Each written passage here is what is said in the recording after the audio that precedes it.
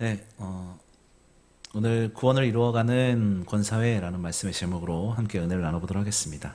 제가 예화하는 말씀을 드릴 건데, 해안선에 바닷가에 등대가 우뚝 세워져 있었습니다.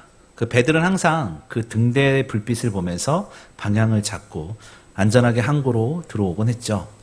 등대의 가장 큰 역할이 그런 것이기 때문입니다. 그런데 그 등대를 밝히기 위해서 기름 창고가 있었다고 합니다. 그 기름 창고에는 기름이 늘 공급되어져 있었답니다. 등대의 불을 밝히라고 정부에서 공급되는 기름이었습니다. 그런데 어느 날 자동차가 지나가다가 기름이 떨어져서 오도 가도 못하는 상황이 되었습니다. 주유소가 없는 곳이라 그 등대지기에게 사정하기에 그 등대지기가 등대에 있는 기름을 조금 주었습니다. 그리고 그 다음날 가난한 할머니가 오더니 추워서 못 자겠다고 하시면서 기름 보일러에 기름을 좀 채워달라라고 말씀을 하셨습니다. 사정이 너무 딱해서 그 할머니가 너무 딱해서 기름을 좀 나누어 주었습니다. 그리고 그 다음날은 또 한 자매가 와서 등에 넣을 기름을 좀 달라고 하였다고 합니다. 처지가 난처하여서 조금 주었대요. 그러자 무슨 일이 벌어졌냐면 등대에 넣을 기름이 떨어진 겁니다. 그래서 그날 밤 배 몇 척이 파손되어서 많은 사람들이 죽은 일이 있었다고 합니다. 그래서 조사단이 파견이 되었어요. 기름을 충분히 주었는데 왜 등대 불이 꺼졌는지를 조사했다고 합니다. 등대지기는 솔직하게 너무나 딱하고 너무나 불쌍해서 이런저런 사람들을 도와주었다라고 말할 수밖에 없었죠. 그러자 그 정부 당국자가 마지막으로 이런 말을 했다고 합니다. 우리가 당신에게 기름을 공급한 이유는 오직 하나, 등대의 불을 꺼트리지 않는 것이었기 때문에 당신은 직무유기입니다 라고 말을 했다고 합니다. 저는 이 예화를 들으면서 등대지기는 아마 기름이 조금이니까 괜찮을 거야 라고 생각했을 것이고 또 내가 횡령하는 것이 아니라 선한 일을 썼기 때문에 괜찮아 라고 생각했을 거예요. 그런데 그는 가장 중요한 것을 잊고 있었습니다. 그 등대지기의 제 첫 번째 할 일, 그것을 잊고 있었던 거예요. 여러분, 우리의 삶도 그런 것 같습니다. 우리가 잊지 말아야 될 것에 대해서 이 예화는 우리에게 보여주고 있어요. 우리는 신앙인으로서 절대 놓치지 말아야 할 첫 번째, 우리가 하나님의 백성들이다라는 것이죠. 오늘은 구원에 대해서 구원의 이야기를 좀 다루고 있어요. 그런데 오늘 본문은 구원으로 시작해서 사명으로 끝난다라고 생각하면 될 것 같아요. 그래서 결국 우리의 사명이 무엇인가에 대해서 또 그 사명자들은 어떻게 살아야 되는가, 하나님의 백성들은 어떻게 살아야 되는가, 하나님의 백성들은 어떤 역할을 감당하며 살아야 되는가에서 이야기를 좀 나눠보도록 하겠습니다. 오늘 본문을 가지고 우리 사랑하는 일권사의 분들과 또 우리 성도들에게 어떠한 은혜가 있는지 말씀을 통해서 은혜를 좀 나눠보도록 하겠습니다. 빌립보서는요, 바울이 빌립보 교회 사람들에게 쓴 편지가 빌립보서입니다. 선교 후원을 해준 빌립보 교인들에게 쓴 편지예요. 빌립보 지역은 오늘날로 말하면 그리스 북부 지역에 있어요. 빌립보는 상당히 큰 규모의 도시였습니다. 그곳에는 금강천도 있었다고 합니다. 그러니까 이것이 무엇을 반증하느냐? 물질적으로는 풍요로웠다. 굉장히 괜찮은 도시였다. 또 로마의 퇴역한 군인들이 자리를 잡고 살던 도시가 바로 이 빌립보 지역이기 때문에 굉장히 풍요롭고 화려한 도시가 바로 이 빌립보 지역이었어요. 그래서 로마의 퇴역한 군인들이 그곳에 많이 살았기 때문에 이런 로마의 옷을 입거나 이런 것들의 유행이 있었던 동네가 거기입니다. 우리가 잘 아는 옷감 장사 루디아가 돈을 많이 벌을 수 있었던 이유가 바로 이런 역사적인 배경을 가지고 있었던 것이죠. 이 풍요로운 지역에서 살아가고 있는 성도들에게 바울이 쓴 편지가 바로 이 빌립보서입니다. 오늘 본문은요, 우리가 12절부터 18절까지만 읽었지만 실제적으로는 그 앞에까지 다 보아야 되는 본문이에요. 그런데 이 앞에 부분을 간략하게 말씀드린다면 1절부터 11절까지는 복음에 합당한 삶에 대해서 권면하고 있어요.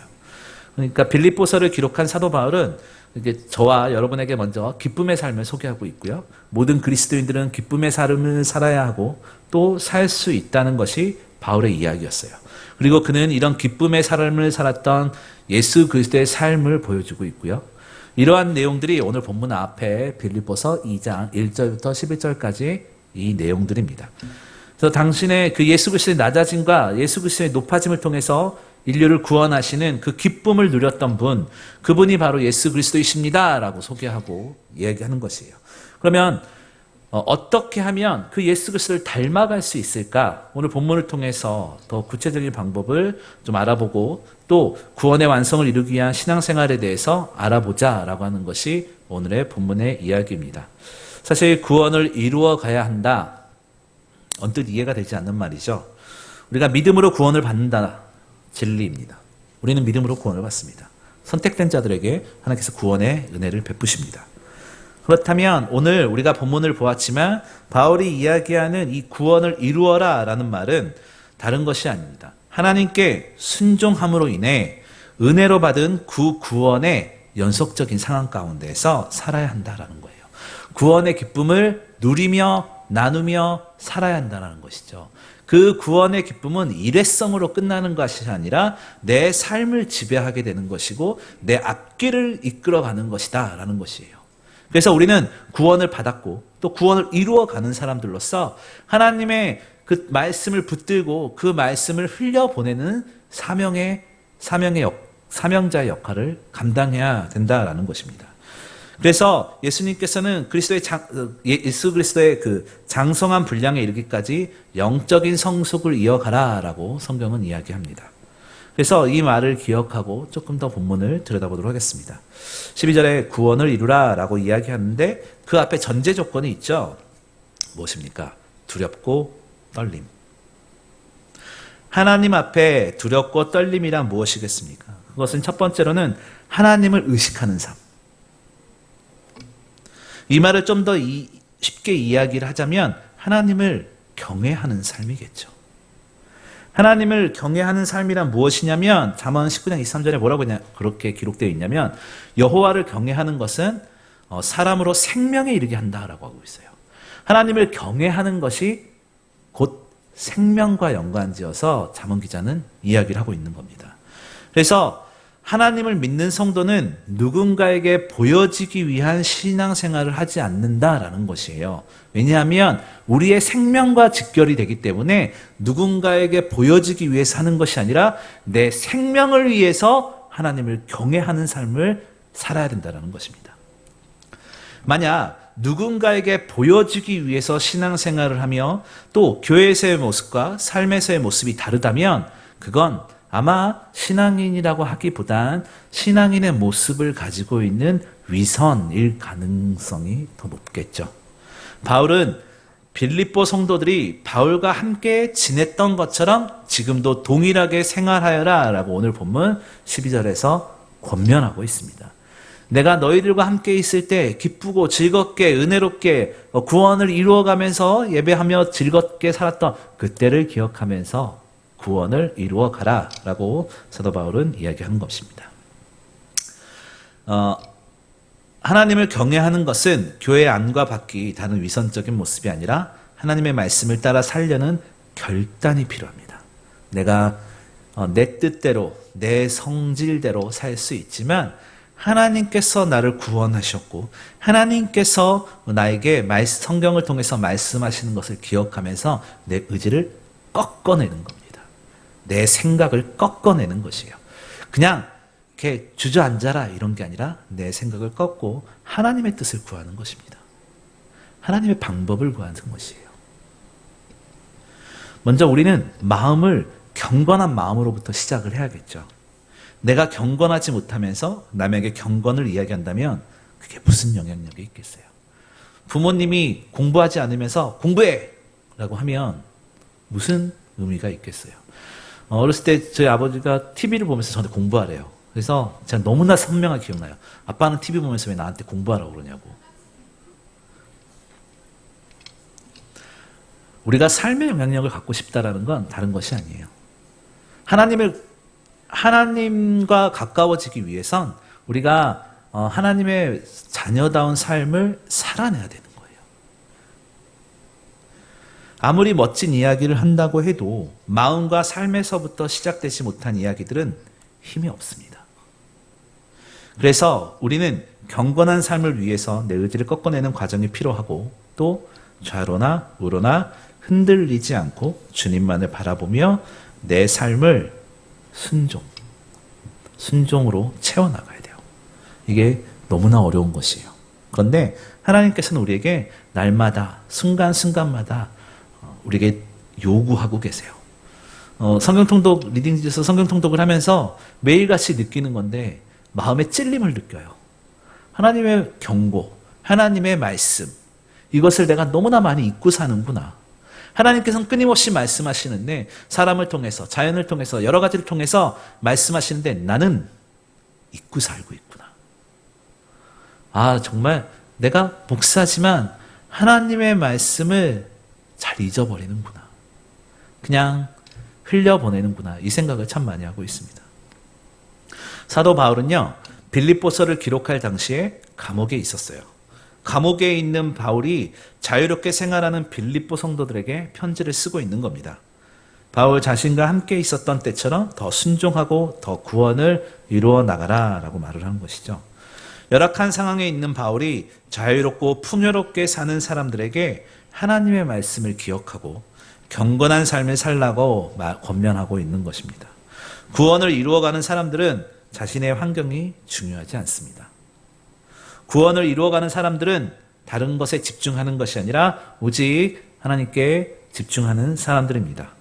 오늘 본문에 보면 14절에 원망과 시비가 없다 이렇게 기록을 하고 있어요.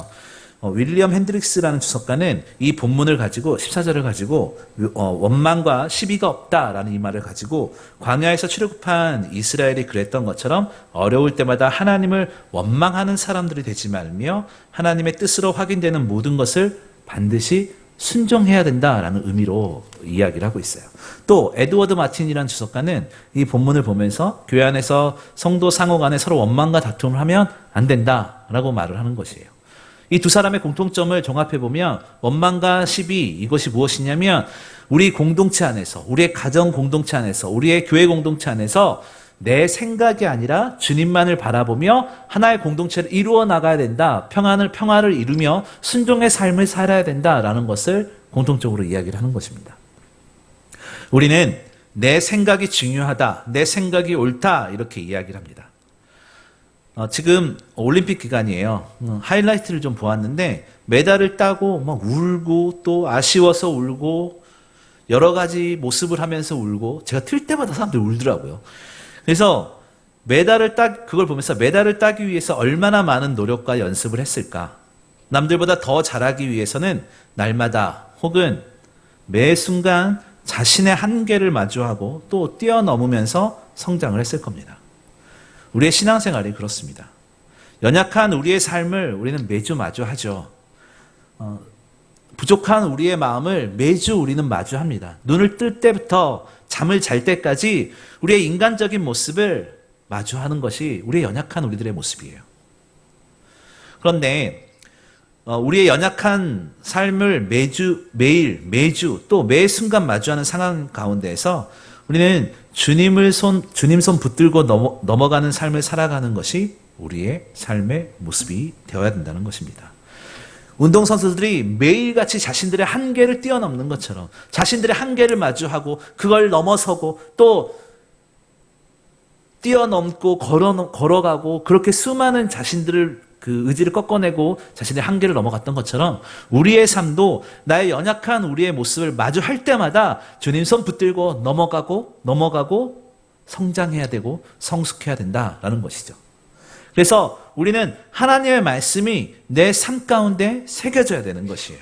세상의 방법이 내 마음에 새겨지는 것이 아니라 세상의 것들이 내 마음에 새겨지는 것이 아니라 하나님을 경외하고 하나님의 말씀을 따라가는 삶이 내 마음에 새겨져서 날마다 그 쓰러지고 넘어질 수밖에 없는 내 삶을 마주하면서 주님을 의지해서 우리를 구원을 이루어간다는 건 그 주님 손 붙들고 그 한계를 뛰어넘는 것입니다. 그 귀한 은혜가 오늘 이 시간 저와 여러분에게 있기를 소망합니다. 따라서 우리가 하나님을 위해서 행하여지는 모든 행위들 가운데 철저하게 자신이 드러나는 것을 우리는 두려워해야 되고요. 오직 하나님만이 나타낼 수 있도록 하는 것이 바로 순종의 자세인 것이죠.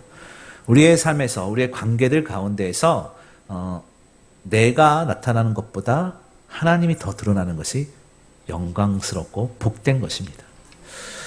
이때 우리가 조심해야 될 것은 구원의 사역, 하나님의 사역은 하나님이 하시는 일이기 때문에 우리는 아무런 일을 하지 않아도 된다라고 생각하는 것, 우리가 경계해야 돼요. 우리의 삶을 통해 하나님께서 일하신다는 것, 우리의 행동을 통해서 하나님의 뜻이 이루어진다는 것입니다. 이것이 구원을 이루며 살아가야 된다라는 것이죠. 하나님께서는 무조건 하실 거니까, 어떻게 해서는 하실 거니까 그냥 손 놓고 있는다는 건 하나님의 뜻이 아니고 구원을 이루어가는 것이 아니죠. 오늘 이 시간, 이 순간 내 하루의 삶 가운데에서 예수 그리스도를 드러내는 것, 그리고 예수 그리스도를 통로의 역할을 감당하는 것, 누가 보아도 그리스도인인 것을 알게 하는 것, 이것이 바로 그리스도인의 삶이고 구원을 이루어가는 사람의 삶인 것입니다. 오늘 본문 15절은요, 바울은 세상과 교회의 모습을 극명하게 비교하며 대조하고 있어요. 바울이 묘사한 세상의 모습은 어그러지고 거스러지는 세대예요. 이런 혼탁한 세대 속에서 하나님을 믿는 성도는 흠이 없고 순전하여 그들 가운데 빛으로 나타나야 된다라고 말을 하고 있어요. 이것이 마태복음 5장 15절을 보면 등불은 아래에 숨기는 것이 아니라 등경 위에 올려서 모든 사람이 볼 수 있어야 된다라고 마태복음 5장의 산상수훈이 기록합니다. 그 등불은 올려놔서 모든 사람이 보는데 목적이 있다라고 이야기를 해요. 마태복음 5장에. 우리에게 순결하고 흠이 없어야 되는 이유는 이 패역한 세대 가운데 이 빛으로 나타나기 위해서, 빛으로 드러나기 위해서라고 사도 바울은 15절에 이야기를 합니다.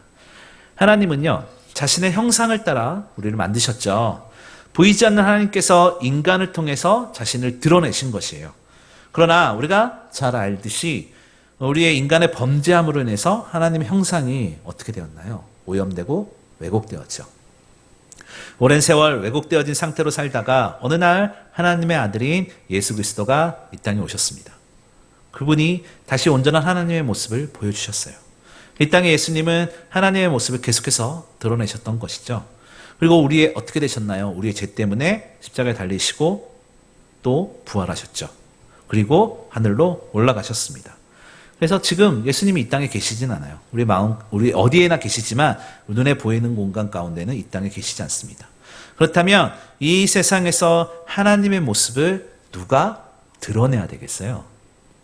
바로 하나님의 자녀들이 그 하나님의 모습을 보여줘야 되는 것이에요. 저와 여러분. 세상은 우리를 보면서 하나님이 이런 분이시구나라는 것을 알게 돼요. 저번에 교사 세미나 할 때 그 강사분이 목사가 뭐 하는 사람인지도 모른다라는 것을 들었어요. 전 처음에 안 믿었어요. 그래서 이번에 명절 때 조카한테 이제 물어봤어요. 네 친구들이 목사가 뭐 하는 사람인 줄 아니? 모른다고 그러더라고요. 정말 충격적이었어요. 초등학생이었는데 제 조카는 교회를 다니니까 이제 목사님이 뭔지 아는데 그 친구들이 모르더라고요. 그래서 그런 일들을 보면서 시대가 이렇구나.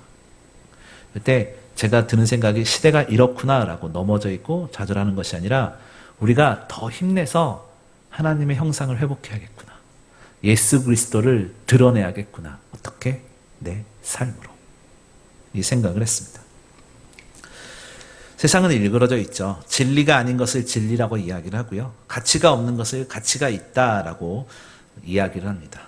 이 세상에는 빛과 생명 되신 하나님이 그래서 필요한 것입니다. 그 하나님을 세상에 드러낼 사람들이 바로 그 하나님을 자신의 아버지로 영접한 하나님의 자녀들인 우리들입니다. 우리가 그래서 경건해야 하고요. 그래서 순종해야 하고요. 또 흠이 없기를 기도해야 되는 것입니다. 우리에게는 우리가 이루어 가야 할 구원이 있습니다. 우리의 삶을 통해서 매 순간 그리스도를 닮아가는 것, 이것입니다. 하나님의 자녀로, 주님의 제자로 드러나는 것이 우리가 해야 될 일이에요.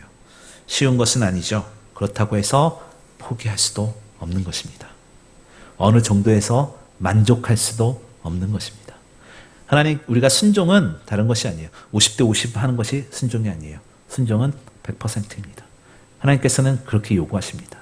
예수 그리스도가 하나님께 100% 순종했을 때 자신의 목숨을 내놓았던 것처럼 우리의 삶을 하나님께 내어놓아야 되는 것이죠. 16절을 보면 생명의 말씀을 밝혀 이렇게 기록하죠. 밝혀라는 뜻은 원어에서 좀 보니까 붙잡다라는 의미가 있습니다. 이것은 생명의 말씀을 붙들어라 라는 말입니다. 생명의 말씀을 붙들고 하나님의 형상을 드러내며 구원을 이루어가는 것이 너희들의 사명이다 라는 것이에요. 오늘 보면 뒤로 가서 17절 18절에서는 바울이 빌립보 교인들에게 자신이 순교하게 될지라도 자신이 하나님의 일에 쓰임받은 것이기에 기뻐하라 라고 권면합니다. 바울은 감옥에서 자신의 죽음이 멀지 않음을 알고 자신의 신세 한탄 대신에 주님의 일에 참여하게 된 것이 영광이다 라고 이야기를 하고 있는 것이에요. 여러분, 우리들이 다 그랬으면 좋겠어요. 우리의 삶이 뭐 다 죽자 이런 게 아니라 우리의 삶이 어떤 모양, 우리가 여기에 100명이 있으면 100명의 사연이 있을 것이고 100개의 스토리가 있을 겁니다. 그 100개의 스토리 중에 그것에 그 하나하나가 문제가 아니라 하나하나에 집중하는 것이 아니라 우리의 그럼에도 불구하고 하나님은 우리의 삶을 이끌어 가신다. 우리가 그러니까 하나님의 말씀에 순종하며 따라가는 것이 구원을 이루는 것이다 라는 그 귀한 고백이 우리 한 명 한 명의 삶에 있었으면 좋겠습니다. 여러분, 우리는 내 고통, 내 환경 때문에 하나님의 나라를 미처 보지 못할 때가 있어요. 하지만 여러분, 고통의 상처, 환경의 상처를 두고 우리가 넘어지면 안 되겠죠. 어렸을 때 기타를 배울 때 일입니다. 기타를 배울 때 처음에는 손가락 끝이 너무 아팠어요. 줄을 잡아야 되니까 손가락 끝이 아파서 막 찢어지고 멍들고 막 저리고 그랬어요. 그런데 이런 과정들을 겪고 나니까 그 과정을 이겨내고 연습을 했더니 그 상처난 손끝에 무엇이 생겼는지 아세요?